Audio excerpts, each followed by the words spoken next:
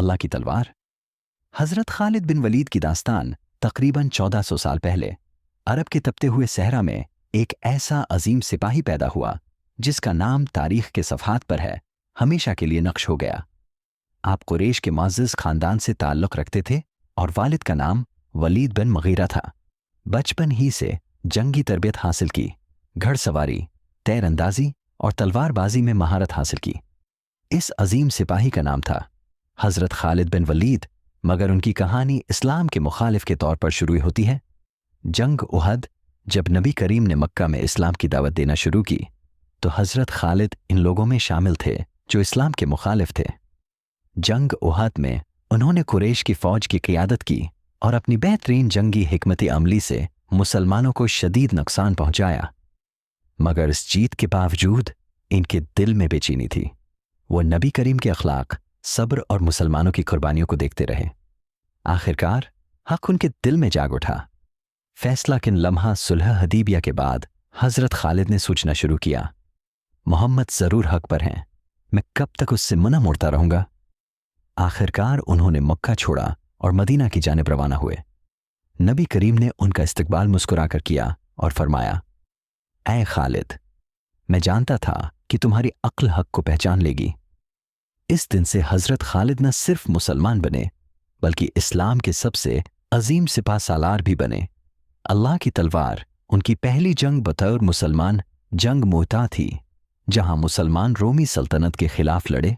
जब 3 मुसलमान कमांडर शहीद हो गए तो हज़रत खालिद ने कमान संभाली। सिर्फ चंद हज़ार मुजाहिदीन के साथ उन्होंने रोमियों के लाखों के लश्कर से कामयाबी से पीछा छुड़ाया।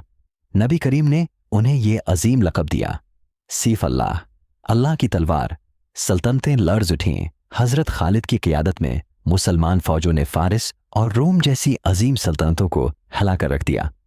जंग यमामा, यरमूक, कादिसिया, हर मैदान में हज़रत खालिद ने ऐसी हिकमत अमली दिखाई कि दुश्मन हैरान रह गए। जंग यरमूक में उन्होंने रोमियों की 4 गुना बड़ी फ़ौज को शिकस्त दी, सिर्फ अल्लाह पर भरोसे और अपनी अक्ल व बहादुरी से। रोमी जर्नेल भी कहने लगे, ये वो है जो कभी शिकस्त नहीं खाता। फरौतनी का पेकर इतनी कामयाबियों के बावजूद हज़रत खालिद बहुत आजिज़ इंसान थे। एक मर्तबा किसी ने इनकी बहादुरी की तारीफ़ की तो फरमाया, मेरा सारा जिस्म ज़ख्मों से भरा है, तलवार और तीर के निशानों से, मगर अफसोस मैं बुस्तर पर मौत पा रहा हूं जैसे ऊंट मरता है। काश मैं मैदान जंग में शहीद होता। आखिरी वक्त खलीफा उमर बिन खत्ताब ने बाद में हज़रत खालिद को सिपा सालारी से हटा दिया ताकि लोग जान लें कि फ़तह खालिद के ज़रिए नहीं बल्कि अल्लाह के हुक्म से आती है।